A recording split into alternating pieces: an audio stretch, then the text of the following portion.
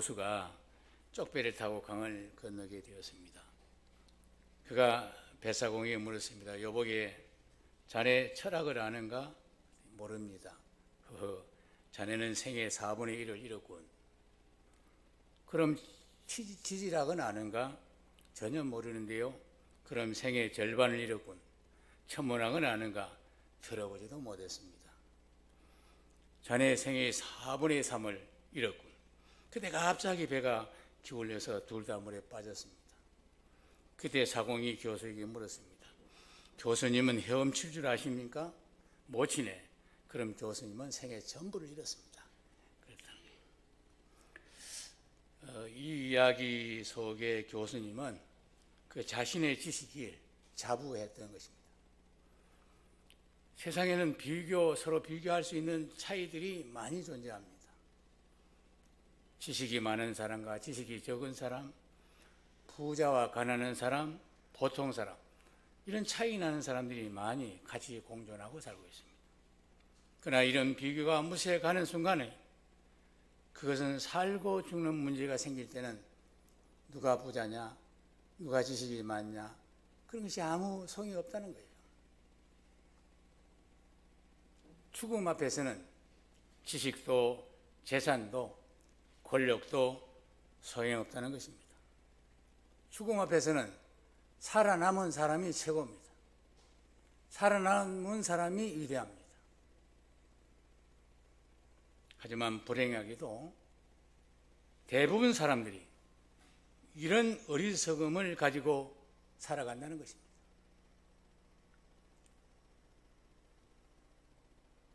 예수님 제자들도 예의는 아니었습니다. 본문 1절을 같이 읽겠습니다. 시작. 그때의 제자들이 예수께 나와서 가로되 천국에서는 누가 크니까? 제자들은 누가 크냐에 관심이 있었습니다. 본문에서 점잖하게 질문한 것이 보이지만 누가복음 9장 46절 보면 그렇지 않습니다.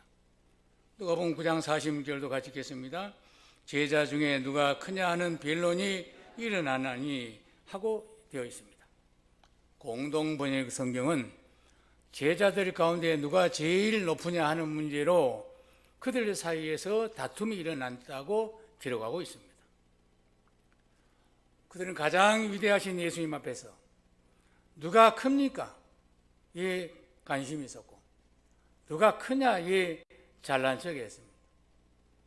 그런데 제자들은 예수님께 그런 일로 예수께서 말라고 꾸지람을 받았는데도 불구하고 또 다툰 것입니다. 누가복음 22장 24절을 같이 읽겠습니다. 시작.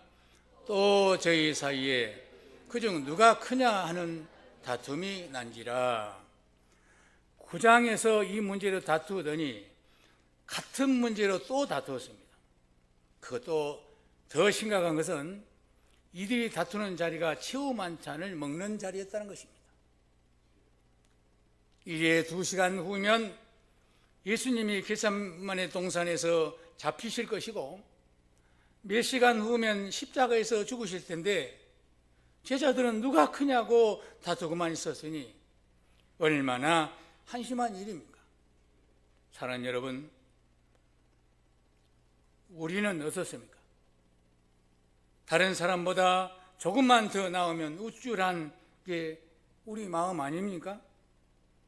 더구나 제자들의 더 큰 심각한 문제는 그들이 관심사가 이 세상의 일에 국한되지 아니하고 천국에서 누가 크냐를 두고 다투었다는 것입니다.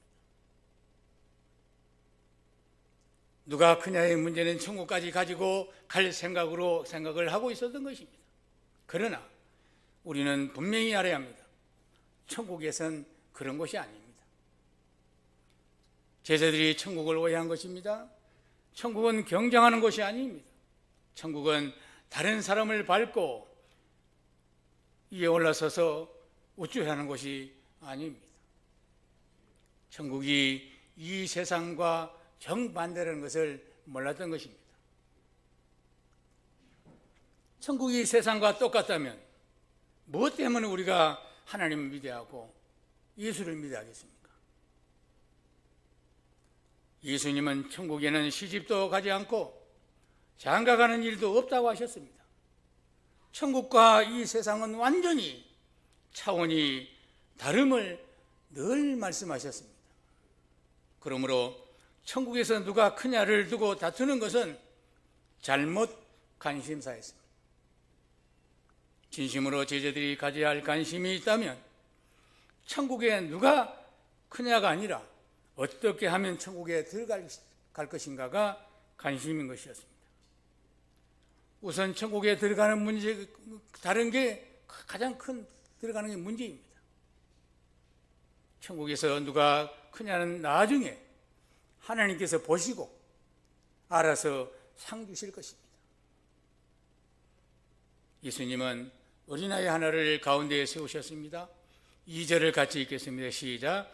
예수께서 한 어린아이를 불러 그들 가운데에 세우시고, 예수님은 어른을 세우지 않고 당시에 사람의 숫자에 계산도 하지 않는 어린아이를 가운데에 세우신 것입니다. 어린아이는 늘 변두리의 인물입니다. 세상에 어른 중심으로 세상이 돌아갔고, 그러나 예수님은 어린아이를 가운데 세우셨다는 것입니다. 성경에는 이런 파격적인 파격이 여러 군데 나옵니다. 어느 안식일에 해당에 들어가신 예수님이 그곳에 있던 한 뱀 마른 사람을 가운데 세우시고 그의 손을 치유하셔서 그날이 주인공이 되게 하셨습니다. 또 다윗은 완전히 성숙하지 않은 청년이 못됐지만 골리앗을 이기고 전쟁터에서 영웅이 되게 했습니다. 사울 왕도 어떤 장군도 그날의 다윗보다 못했습니다. 사무엘은 어린아이였지만 하나님께서 그를 불러 말씀하심으로 엘리 제사장보다 더 존귀했습니다. 예수께서 어린아이를 가운데에 세우신 일은 우리 공동체의 질서가 어떠해야 할 것인지를 보여준 교훈인 줄 믿습니다. 우리 열린교회에서 가장 가운데에 서야 될 사람은 누구입니까? 누가 스포트라이트를 받아야 하는 것입니까? 우리 교회가 더 아름다운 교회가 되려면 어린아이와 같은 사람이 한가운데 설 수 있어야 될 줄로 믿습니다. 작은 자가 가운데에 서야 합니다. 한편 손마른 사람처럼 약한 자를 가운데에 세워야 주님이 원하는 교회가 되고 아름다운 교회가 될 줄 믿습니다. 어려운 사람들을 가운데에 세우는 것을 관심을 가져야 합니다. 목사, 장로, 권사를 가운데 세우고 박수치는 그런 교회가 아니라 약자를 세우고 약자를 돌보고 약자를 깔보지 않는 그런 교회가 진정한 예수님이 세우신 교회인 줄 믿습니다. 앞으로 어린이들이 교회의 발을 이어지지 않는다면 교회 비전은 완전히 상실되고 말 것입니다. 제가 3년 전에 세계적으로 벌이 없어서 농사를 못 짓는다는 이야기를 들었어요. 뉴스에. 제가 조그마한 텃밭을하고 텃밭 위에 감목나무를 심어서 앵두나무가 얼마나 작년에 많이 열어서 우리 권사님이랑 이렇게 따먹고 그랬어요. 올해는 더 많이 나무가 커서 앵두나무가 잘 연결이 된 보니까 꽃이 엄청 피었어요. 우리 딸한테 야, 앵두나무 꽃 피겠다 오늘 앵두 열매가. 그래서 이제 자랑해야겠다. 그렇게 했는데 앵두가 열지 않고 이상하게 찔쭉찔쭉 것이 달려 있어요. 그리고 앵두꽃이 이렇게 확 피면 벌들이 확 모여들어야 되는데 벌들이 없어요. 벌들이. 그래서 앵두가 결실이 않고 앵두가 가끔씩 연 거예요. 그래서 왜 그런가 그랬더니 같은 목사가 양봉을 좀 하는데 목사님 양봉이 집을 싹 나가버렸어요. 벌들이 집을 나갔다는 거예요. 이 문제가 세계적인 문제예요. 그래서 가수원에다가 농촌진흥원에서 사람이 수정하는 그걸 보낸다고 그래요.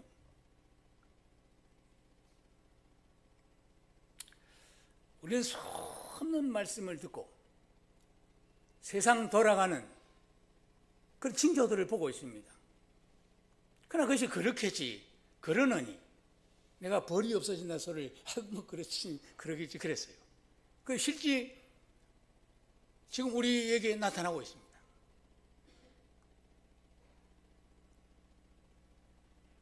아무리 좋은 말씀을 아무리 많이 들어도 뭔 소용이 있습니까?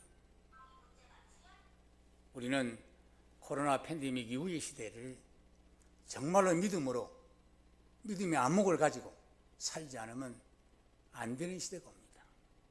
저는 30년 전에 강단에서 많이 말씀했어요. 말세가 되면 어쩔 것이다. 틀림없이 이런 징조가 올 것이다. 그런데 그렇게 말씀은 그 말씀이 오늘 현실에 나타났는데도 불구하고 가슴이 뛰거나 큰일 났구나 하는 마음이 없는 거예요. 그러나 하나님의 성령의 조명을 받으면 이 시대를 분별하고 우리가 어떻게 살아야 할지를 감지하여 믿음으로 다시 우리 신앙이 회복되어야 될 줄 믿습니다. 지금 많은 제종들과 교회가 느끼는 것이 다음 세대 교회를 이끌어갈 청년 없다는 거예요. 아무리 교회가 커도 다음 세대를 이어가지 않으면 이건 안 되는 거예요. 이건 뭐 나라도 그래요. 그러므로 우리 교회는 다음 세대에 대해서 기도하고, 다행히 우리 최 목사님이 그 다음 세대에 대해서 관심이 많습니다. 협조해 주시기 바라겠습니다. 우리 다음 구절 3절을 같이 읽겠습니다. 시작. 이르시되 진실로 너희에게 이르노니 너희가 돌이켜 어린아이들과 같이 되지 아니하면 결단코 천국에 들어가지 못하리라. 그렇습니다. 주님은 천국에 누가 크냐는 식의 대답을 하지 아니하시고 천국에 들어가는 것을 가지고 말씀하고 있습니다. 누가 천국에 들어가겠는가? 이것은 큰 자가 되는 것보다 중요한 것은 천국 들어가는 것임을 예수님이 말씀했다는 것을 우리가 깊이 참고해야 될 줄 믿습니다. 그렇다면 누가 천국에 들어가겠습니까? 주님은 어린아이들과 같이 되어야 한다는 것입니다. 어린아이가 아니고, 어린아이도 물론이겠지만 어린아이들을 같이 된 자가 천국의 주인공이고 천국 들어갈 수 있다는 거예요. 여기서 우리는 심각하지 아니할 수가 없습니다. 왜냐하면 예수님께서 불가능한 일을 요구하고 있습니다. 어린아이가 자라서 어른이 되는 것은 자연스러운 일입니다. 그러나 어른이 거꾸로 어린아이가 되는 것은 참으로 어려운 일이라는 것입니다. 그런데 예수님은 그 불가능한 세월을, 영유를 원하시는 것입니다. 도대체 어린아이가 어떤 존재이기에 예수님이 천국에 들어가는 조건으로 어린아이가 되라고 하는 것입니까? 우리 4절을 보면서 그 특징을 우리가 보겠습니다. 시작. 그러므로 누구든지 이 어린아이와 같이 자기를 낮추는 사람이 천국에서 큰 자니라. 아멘. 어린아이의 특징은 자기를 낮추는 것입니다. 제자들은 누가 크냐고 다투었습니다. 큰 자가 되고 싶어 했습니다. 그래서 그들은 교만했습니다. 그것이 어른들이 가지고 있는 어떤 정세입니다. 그러나 어린아이는 자기를 낮춥니다. 주님은 우리에게 천국의 조건으로 자기를 낮추는 자, 그래서 겸손한 자에게 천국에 해당된다고 오늘 분명히 말씀하고 있습니다. 이제 우리의 문제가 분명해졌습니다. 그것은 어떻게 겸손해질 수 있는가 하는 것입니다. 어떻게 겸손해질 수 있습니까? 앞에 나서지 않고 말을 적게 하고 한쪽 구석에 앉아서 침묵하고 있는 것이 겸손한 것입니까? 아니면 날마다 나는 못난이야 라고 재책하고 있는 것이 겸손한 자입니까? 아닙니다. 100번 만번을 그렇게 해도 그런 순간만 잊을 뿐입니다. 한 수도사가 있었습니다. 그는 세상의 모든 욕심을 잃고 주님 닮아가고자 사막에서 묵상하면서 수도를 했습니다. 그러자 사탄이 유혹을 했습니다. 아름다운 여인의 모습으로 유혹을 했습니다. 또 물질로 유혹을 했습니다. 수도사는 끄떡도 하지 않았습니다. 사탄이 지쳤습니다. 야, 저 수도사 진짜 예수쟁이다. 그리고 포기하는 순간 한 영이 나타나서 제가 수도사를 타락시켜 보겠습니다. 한 영이 나타나서 수도사에게 속삭였습니다. 네 동생이 이번에 알렉산드리아의 교주가 되었단다. 그러자 그렇게 경건했던 수도사가 갑자기 흥분하면서 행편도 없는 녀석이 어떻게 알렉산드리아의 교주가 될 수 있나? 그 자리는 내 자리야. 수도사는 동생과 비교하여 교만한 나머지 그는 실패하고 말았던 것입니다. 이것이 주로 사람들이 가지고 있는 마음입니다. 여러분, 어떻게 해야 겸손할 수 있습니까? 우리는 여기서 위대한 어거스틴의 가르침을 배워야 합니다. 어거스틴은 이 구절을 묵상하면서 놀라운 진리를 깨달았다고 합니다. 그는 아무리 노력해도 어른이 어린아이가 될 수 없다는 것을 깨달았습니다.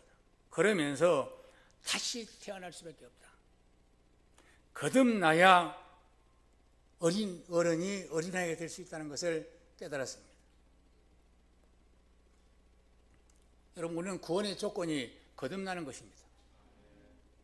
성령으로 거듭나지 않으면 하나님 나라 볼 수도 없고 아버지께로 갈 수 없다는 진리로 예수님 분명히 말씀했습니다. 어린아이가 거듭난다? 그래서 어린아이가 된다? 이게 무슨 말인가? 그것은 예수님의 은혜 안에서 새 사람으로 다시, 새 생명으로 다시 태어나는 것을 말합니다. 가끔 교회 안에서 보면 새로 믿는 분들이 어린이처럼 순수한 분들이 있습니다. 그 신앙이 아주 순수합니다. 계산하지도 않습니다. 따지지도 않습니다. 신앙의 감동을 받습니다. 하나님의 은혜를 날마다 감격해 하며 살아갑니다. 기뻐서 교회 나옵니다. 찬송합니다. 기도합니다. 눈물로 찬송하고 눈물로 감격해서 기도하고 나 같은 죄인을 살리신 주님, 어찌 내가 하나님의 자녀가 되었습니까? 어찌 나를 구원해 주셨습니까? 그것만 생각합니다. 저는 자랑이 아니고 세상에서 건져져서 와서 늘 미안하게 생각하고, 우리 친구들도 이 사람아, 자네가 어떻게 목사가 될 수 있어? 내가 그 목사가 돼야지. 장로님도 그러더라고. 내가 목사가 돼야 되는데 그러더라고. 그러나 그래 어떻게 하나님 나를 밀어서 목사 되게 했는데.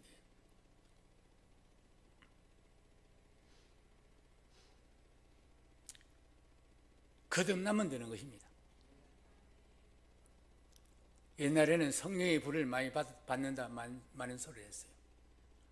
40일 작정기도 기도하다가 실제로 불이 떨어졌어요. 가슴에 떨어지고.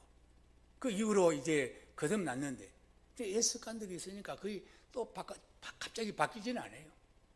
그러나 조금씩 이렇게 바뀌고 소망을 주셔서 감히 호랭이 못 먹은 줄 모르고 뭐 어쩐다고 목회들이 뛰어들어서 고생도 많이 했습니다. 그러나 그때마다 이 길이 힘을 줬고 소망을 주셔서 이제 은퇴를 앞두고 있습니다. 여러분, 어린아이의 영혼을 가진 분들이 있습니다. 우리 교회도 있어요. 정말로 시간 쪼개서 봉사하고 예배 때마다 눈물 흘리고 있습니다. 육체의 나이는 들었어도 영혼의 나이는, 그 영혼들이 가진 나이는 어린아이인 것입니다. 어떤 이런 사람들은 예수님 은혜 안에서 새로 태어난 사람들이라고 볼 수 있습니다. 출애굽기 15장 보면 모세의 누이 미리암과 이스라엘 여인들이 악기를 연주하면서 하나님을 간절히 찬양하는 장면이 나옵니다. 얼마나 순수한 찬양인지 모릅니다. 기쁨이 넘치는 찬양을 했습니다. 그렇게 순수할 수 있는 이유는 그것이 무엇입니까? 그들이 다시 태어났기 때문에 그렇습니다. 그들은 다시 바로에게 잡혀서 다시 바로의 노예가 되든지 아니면 홍해에서 죽든지 하는 그 순간에 하나님이 길을 내시고 죽을 수밖에 없는데, 꼭 죽을 수밖에 없는데 그들이 다시 살아났기 때문에 소고치며 박수치며 찬양했던 것입니다. 그 찬양이 하나님 받으시는 찬양인 것입니다. 나 같은 죄인 살리신 주는 놀라워 잃었던 생명 찾아서 강명을 얻었네. 이런 찬송을 진실하게 부르는 사람을 어떻게 교만하다 할 수 있겠습니까? 그는 그 순간 주님 안에서 어린아이가 됐기 때문에 이런 찬양을 할 수 있는 거예요. 내가 몇 번 말했지만 저는 어느 자매가 아빠하고 울 때 저 옆에서 감동돼서 나도 아빠하고 운 적이 있습니다. 어른이 하나님을 아빠하니까 좀 소름 돋고 좀 듣기가 좀 거북했지만 제가 그 자매 속에 함께 기도 속에 들어가면서 아빠 하니까 가슴이 그냥 뭉클뭉클해요. 한없이 눈물을 흘렸습니다. 하염없이.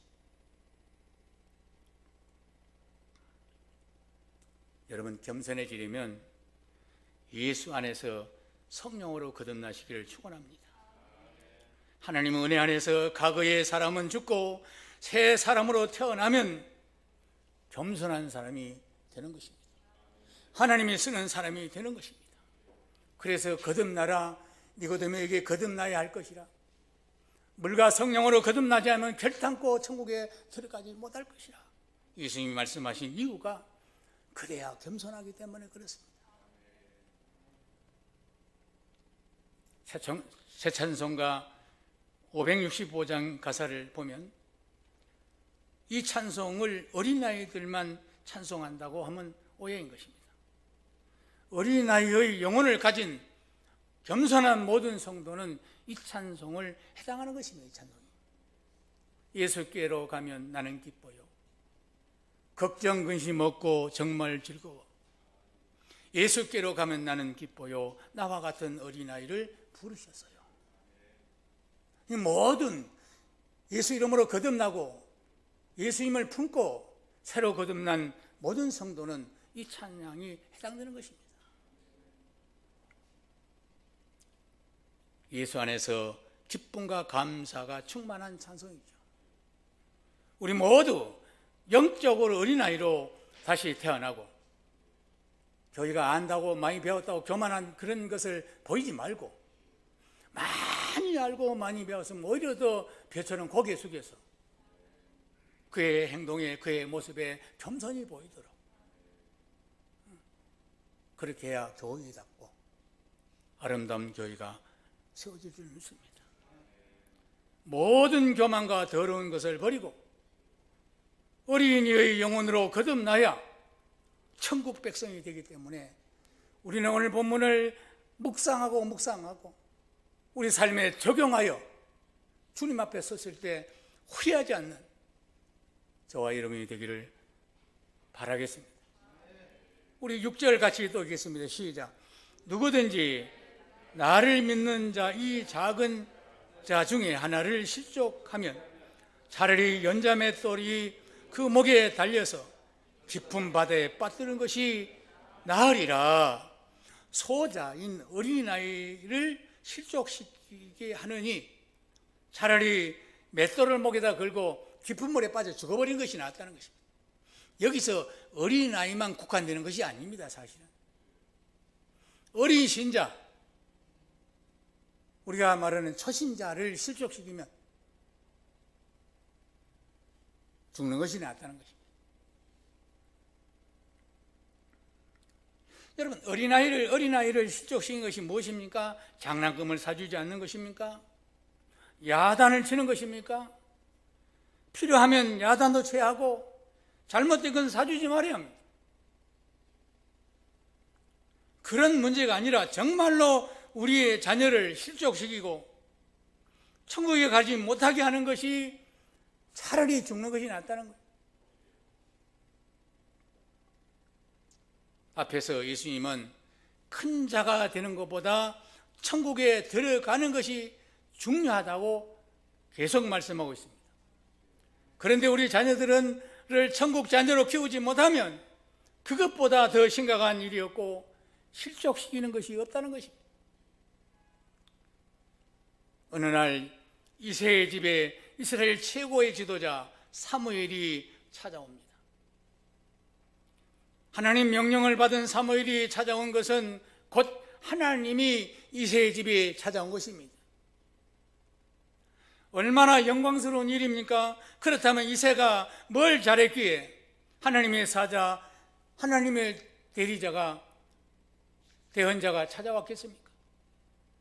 이새가 훌륭해서입니까? 아닙니다. 단 하나의 이유는 자식을 잘 둔 덕분입니다. 자식을 잘 둔 것이 무엇입니까? 똑똑하고 잘생긴 자식을 둔 것을 말합니까? 아닙니다. 하나님 마음에 맞는 아름다운 영혼을 가진 자식을 두었기 때문에 하나님께서 이새의 집에 찾아온 줄 믿습니다. 그 자녀가 누굽니까? 다윗 왕입니다. 이새가 일생에서 가장 위대한 성공은 다윗을 낳은 것입니다.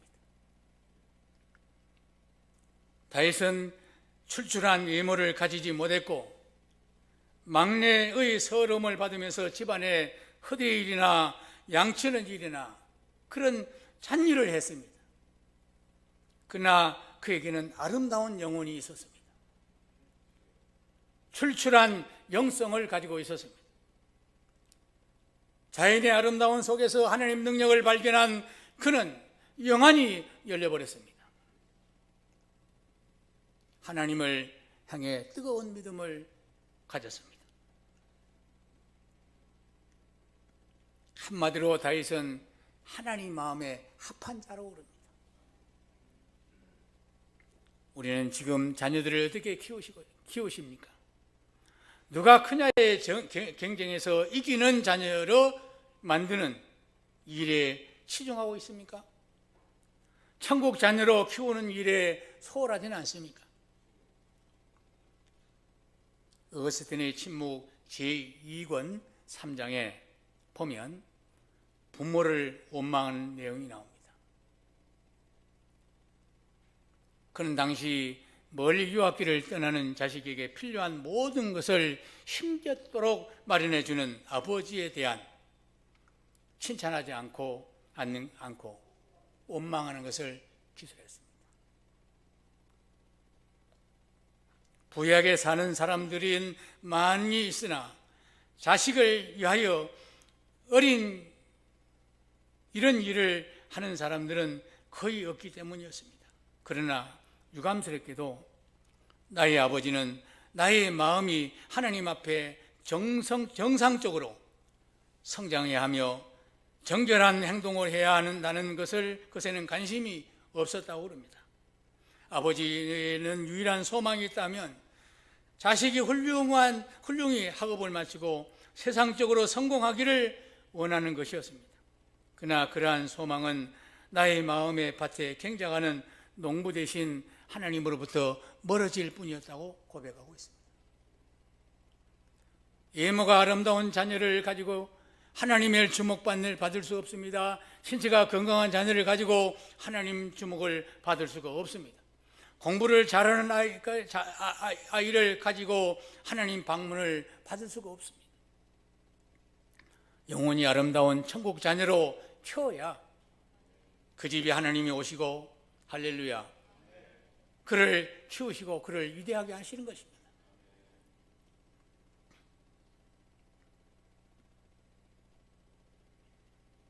서울대학에서 고 김대중 대통령 때 그 상을 받은 분이 있어요. 우리 총신 출신인데 그 무슨 학습이지? 그 책을 쓴 사람 무슨? 다니엘 학습. 지금 목사대에서 나이 많았을 것 같은데 그 어머니가 집사였는데 철저히 시험 볼 때도 공부하지 못하게 하고 새벽기도 데려가고 철저히 믿음으로 양육했더니 하나님께서 시험 볼 때 시험을 이렇게 한상으로 보여줬대요. 다니엘 학습법. 이름이 잘 기억이 안 나요. 여러분, 세상에서도 많이 배워야 돼요. 그러나 그보다 중요한 것은 그 기반이 하나님이 함께하고 하나님 도와주시는 믿음으로 기초를 세워야 합니다.